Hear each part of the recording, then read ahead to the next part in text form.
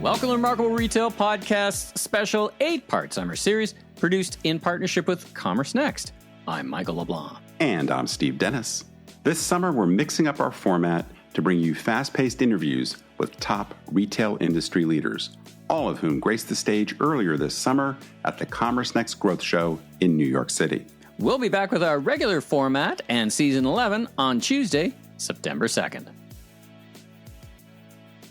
In our final summer bonus episode, we sit down with two remarkable leaders shaping Tapestry's future, Pooja Chandiramani, who helps drive marketing analytics and transformation for the holding company that owns Coach and Kate Spade, and Avinash Kaushik, best-selling author and digital marketing pioneer. Together, they share how the multi-billion-dollar global fashion powerhouse is driving brand transformation through analytics, creative pre-testing, and cultural alignment. They also reveal how expressive luxury, intent-centric marketing, and AI are shaping the future of consumer connections. Pooja and Avinash, welcome to Remarkable Retail Podcast here at CommerceNext in New York City. How are you both doing? Great. It's fantastic to have you both on the mic. Listen, it's been a great day. Temperatures are on our side for staying in a nice hotel and hanging out at a great conference. So, well, listen, I know a little bit about both of you, but let's share that with the listeners. First, tell us a little bit about who you are and what you do for a living. Pooja. Sure. So I'm Pooja Chandiramani. I lead marketing, analytics, brand transformation, global media strategy, and planning at Coach, which is part of Tapestry. Fantastic. How do you get all that in a business card? My goodness, that's a big remit. This side folds out. I'm crowdsourcing a new title. Very good. Chat GPT and see what. So we're going to ask you this question a little bit later about understanding, so that all the listeners understand Tapestry and the brands underneath. So you work on the Coach brand or Yes. all the Tapestry brands? No, I work on the Coach brand, which is part of Tapestry. And you would have similar counterparts in each of the brands, and you'd come together to figure the same things out in a meeting of the minds. Okay, just so I kind of get what you do. Yep. Now, you're a bit of a legend in the marketing area, but you're now working with Coach. But tell us about yourself, Avinash.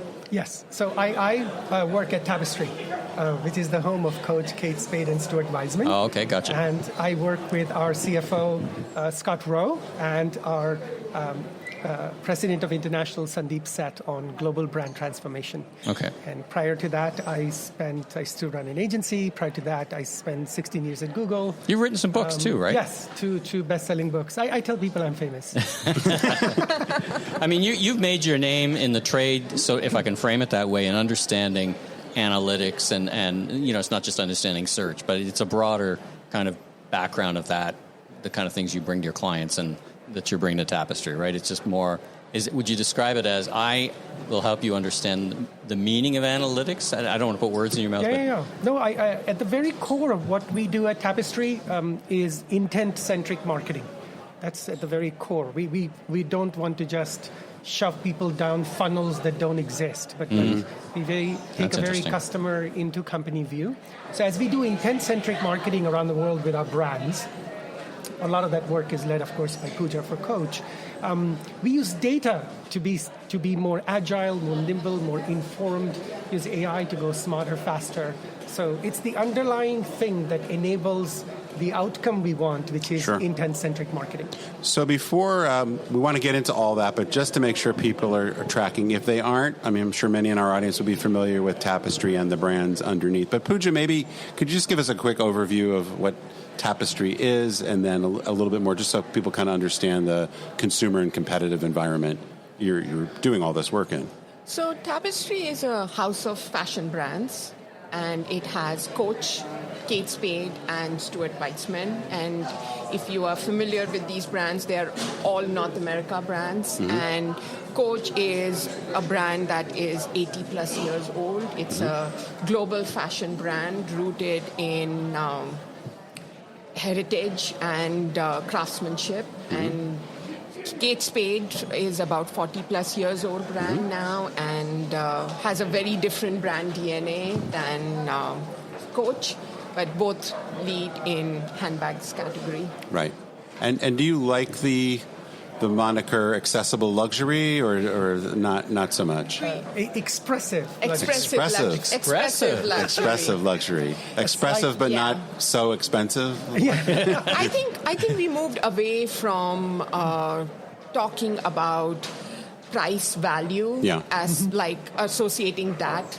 Right. Yeah, it's kind of an old way of distribution tier. tier. It's an old way of thinking. It's more of the values we present as a brand, and that's where we evolved our strategy a few years ago and said it is all rooted in our values. And we also recognize as we are going and targeting a much younger consumers, they want to connect with brand more in an authentic way. Sure. And the only way you can do that is if you talk about your values, and that's where expressive luxury came into play, more understanding consumer insights and how they believe in luxury is no longer your traditional luxury. Right. It's more of how you express yourself. Yeah. And Coach like gives you that platform. Yeah. I like that. Let's talk about strategic analytics. And, analytics, digital transformation, they're not new in retail.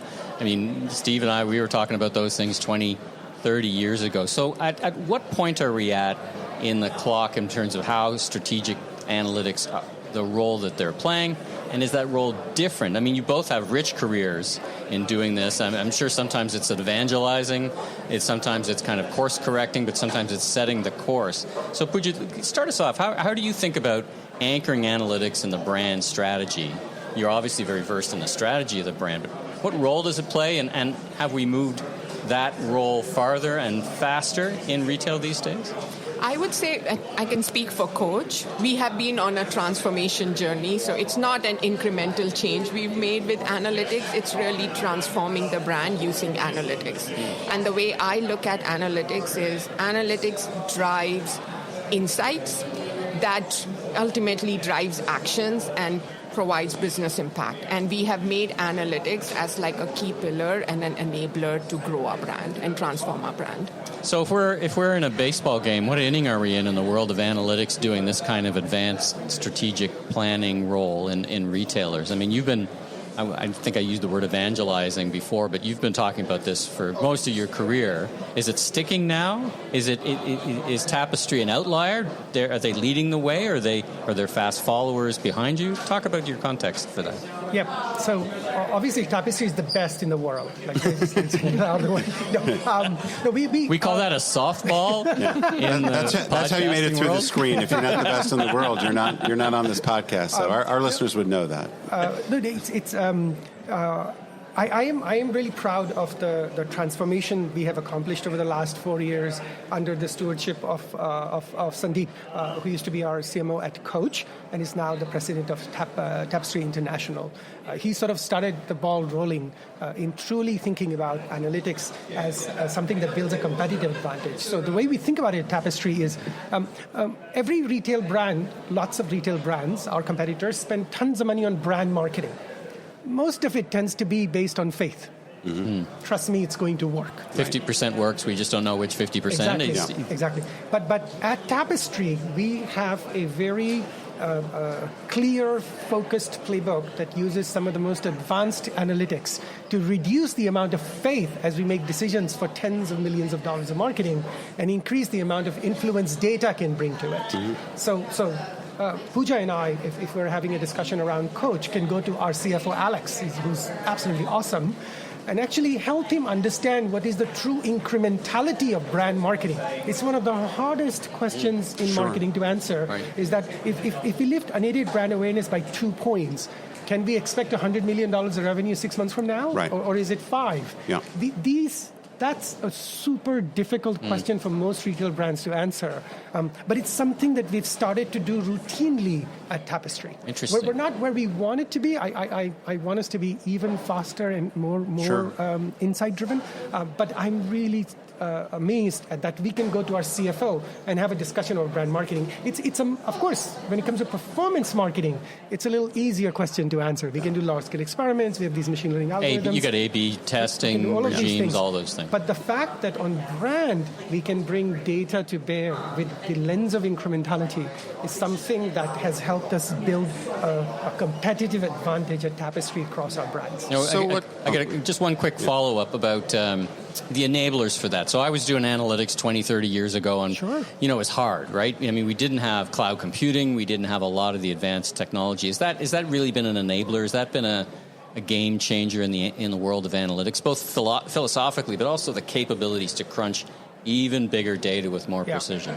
So I am an author of best-selling books in 12 languages about data, and one thing I have come to appreciate in my career is culture is more important than data. Yeah.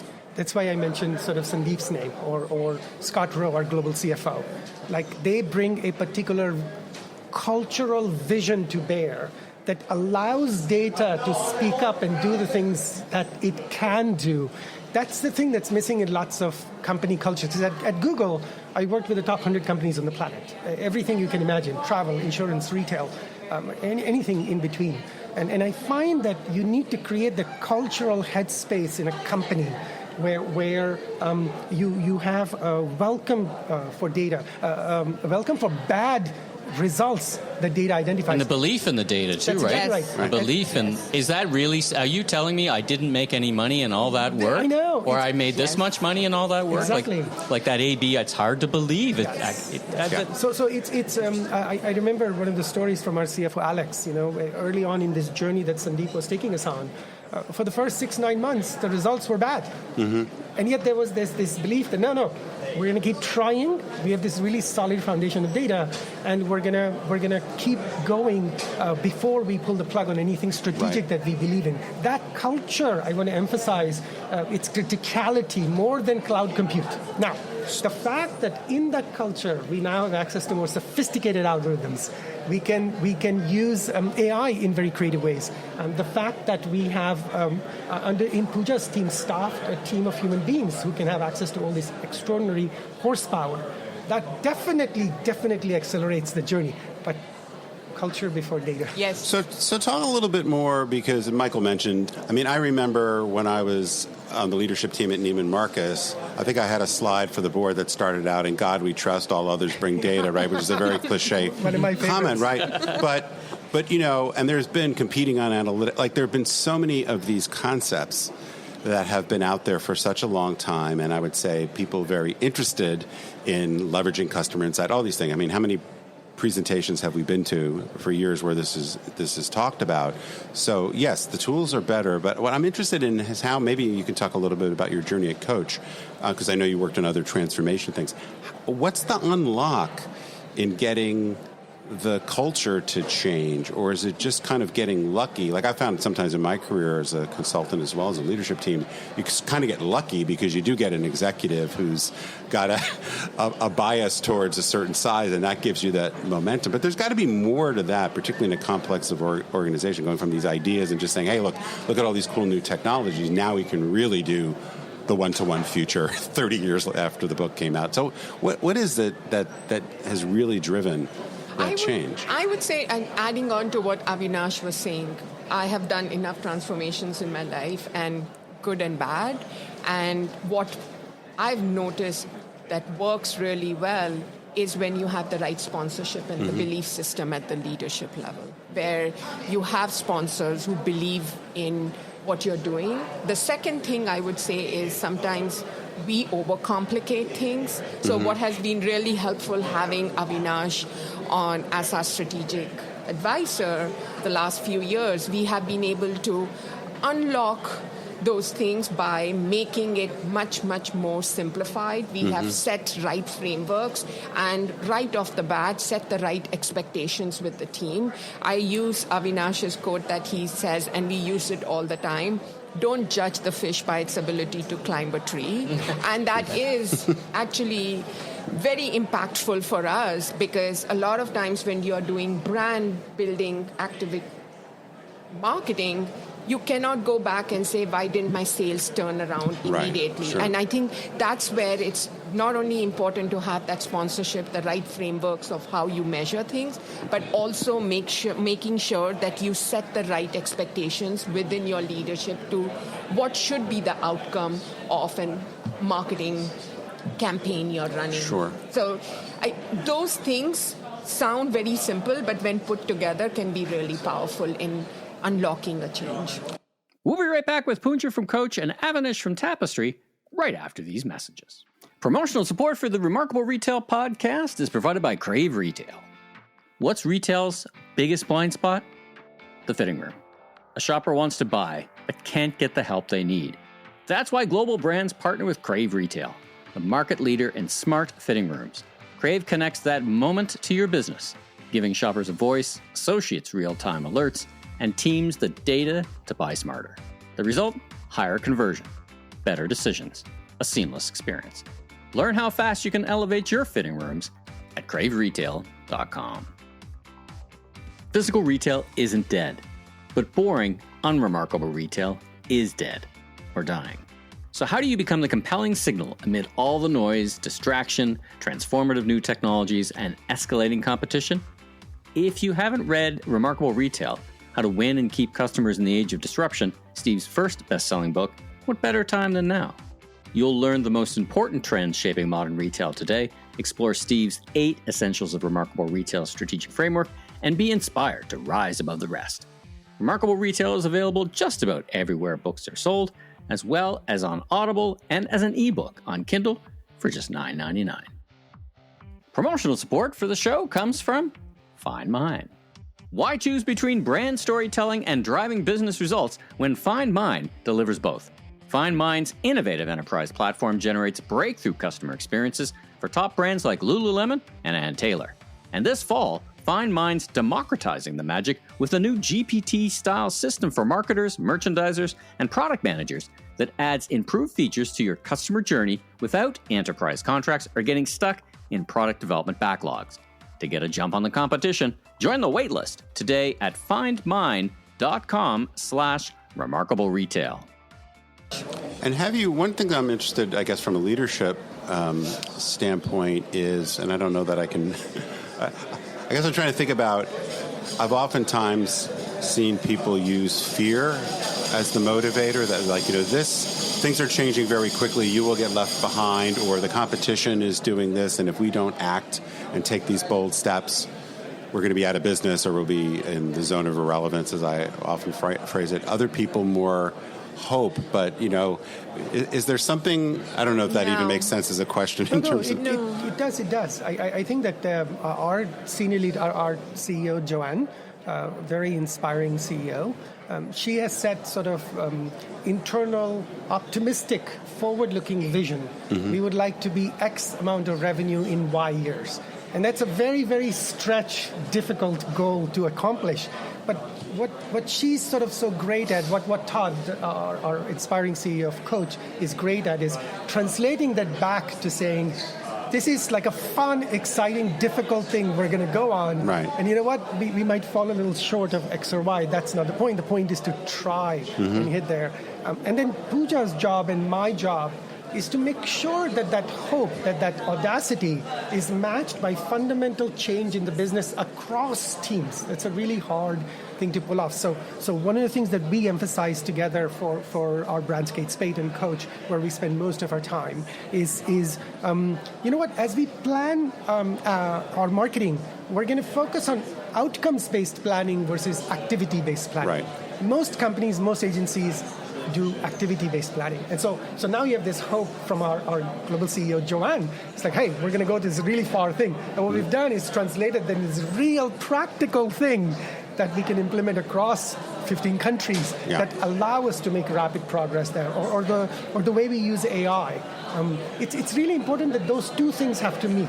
Sometimes what happens is you have all of these incredible measurement platforms or marketing activation tactics that are available inside the team. There's no hope or vision that allows them to flower. Mm-hmm. Other times you have this hope and vision, and there's no ability to figure out how to find all these tactics that allow you to scale. And I think what is really helpful for us, and we still have a long journey to go at Tapestry, is these two things come together, allow us to do something that builds a competitive advantage. Sure.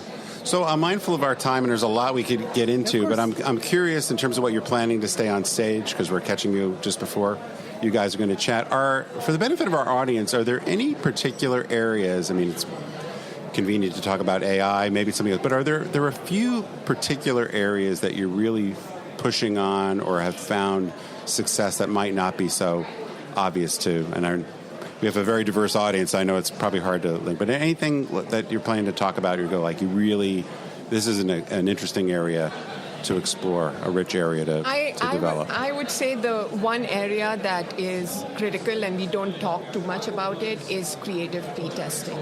And Avinash says, win before you spend. I'm staying away from AI, as you said, AI. Of course, we are talking about AI, but the thing that was an unlock for us is like you treat your creatives as your children. Everybody is beautiful, but actually letting your audience vote for it and tell you what worked, what did not work, but rooted in data, rooted in the metrics we need to drive eventually with our campaigns, and understanding that and actually making some hard choices, and then making sure you're putting your media dollars behind the right one is something that I don't know how many companies adopt. It's very cultural. It's very cultural. I thought that creative would work.